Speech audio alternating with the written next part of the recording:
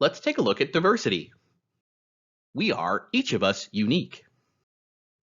This is obvious enough, but managers sometimes forget they need to recognize the individual differences in their employees in order to capitalize on their unique strengths.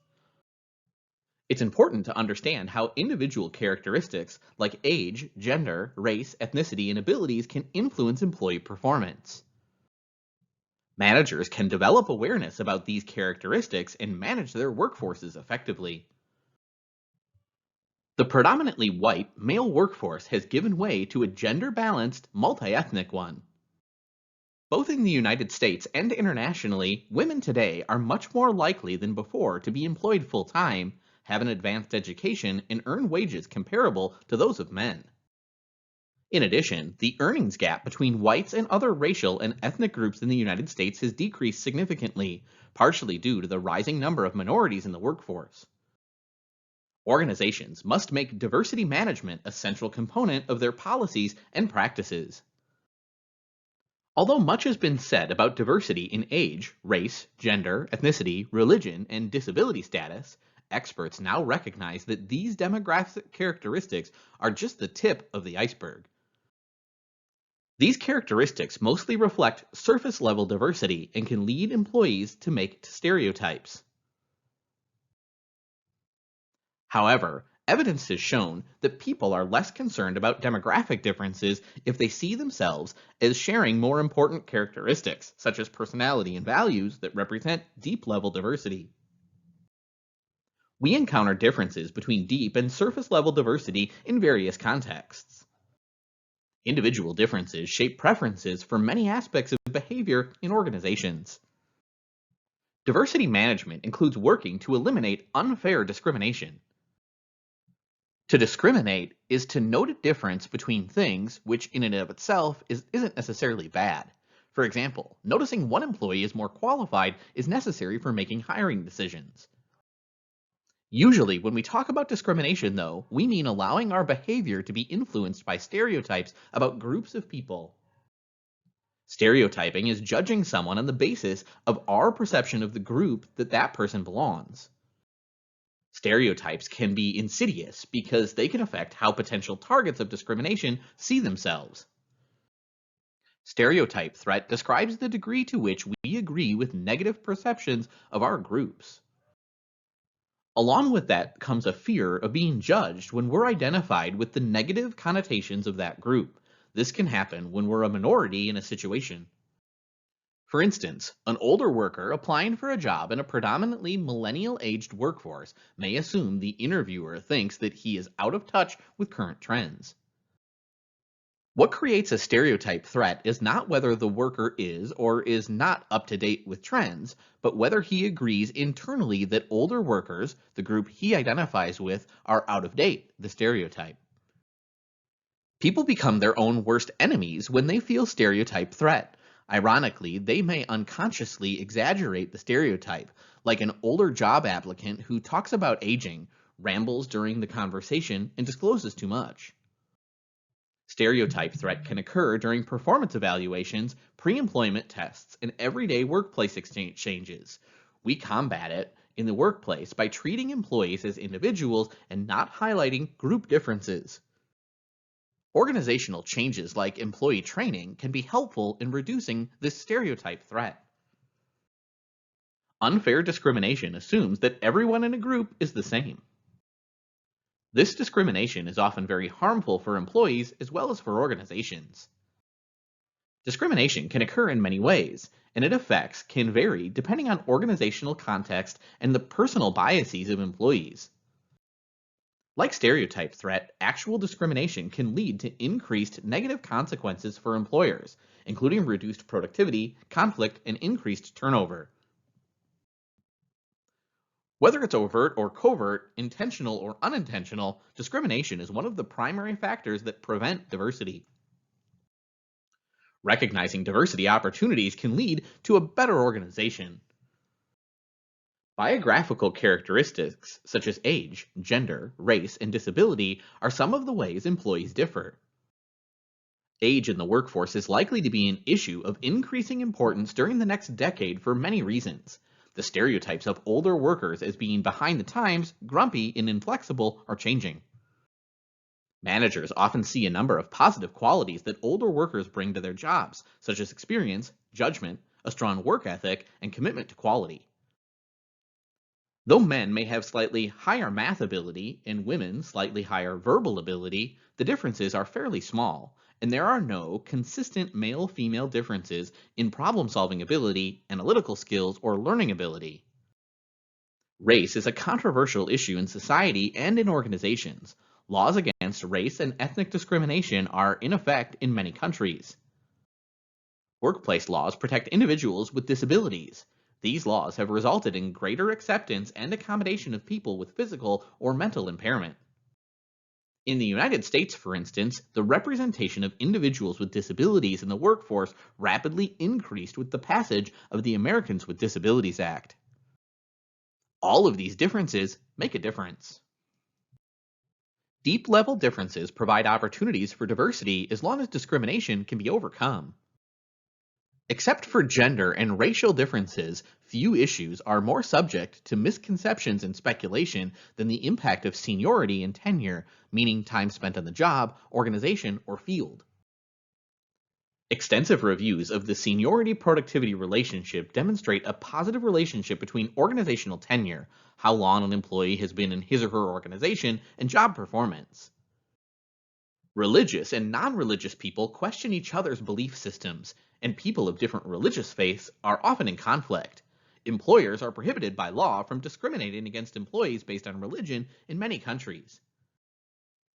While much has changed, the full exception of accommodation of lesbian, gay, bisexual, transgender, and questioning LGBTQ employees remains a work in progress. Many people carry a strong cultural identity as well, a link with the culture of family ancestry, no matter where the individual may live in the world. Cultural norms influence the workplace, sometimes resulting in clashes. Organizations simply must adapt. As we use the term, ability is an individual's current capacity to perform the various tasks in a job. Intellectual abilities are abilities needed to perform mental activities, thinking, reasoning, and problem solving. However, assessing and measuring intellectual ability aren't always simple. The 7 most frequently cited dimensions making up intercultural abilities are number aptitude, verbal comprehension, perceptual speed, inductive reasoning, deductive reasoning, spatial visualization, and memory. Intelligence dimensions are positively correlated, so if you score high on verbal comprehension, for example, you're also more likely to score high on spatial visualization. Research consistently indicates a correspondence between cognitive ability and task performance. However, that does not mean that people with high IQs can't have an impact on traditionally less complex jobs. While intelligence is a big help in performing a job well, it doesn't make people happier or more satisfied within their jobs. Although the changing nature of work suggests intercultural abilities are increasingly important for many jobs, physical abilities have and will remain valuable. In some, organizations are increasingly aware that an optimally productive workforce includes all types of people and does not automatically exclude anyone on the basis of personal characteristics. The potential benefits of diversity are enormous for forward-thinking managers. Of course, integrating diverse people into an optimally productive workforce takes skill. There are a variety of ways that managers can and should manage the ways people differ at work.